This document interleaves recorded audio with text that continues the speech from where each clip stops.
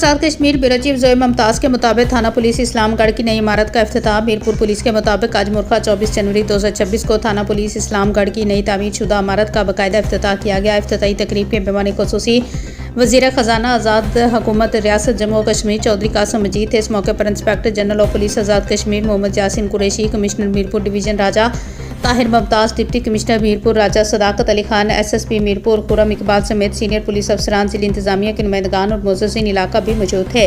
नई तमीर शुदा इमारत में जदीद रिपोर्टिंग रूम, मुहर्रर ऑफिस, अफसरान के दफातर, साइलिन के लिए कुशादा वेटिंग एरिया, हवालात के साथ साथ पुलिस मुलाजमीन की रहायश के लिए अलहदा और मुनासिब सहूलियात फराम की गई हैं। इन सहूलियात का मकसद न सिर्फ आवाम को बेहतर और बावकार पुलिस खिदमात फराम करना है, बल्कि पुलिस एहलकारों को भी बेहतर और महफूज माहौल में रिहायश और फ़राइज़ की अंजामदेही की सहूलत मुहैया करना है।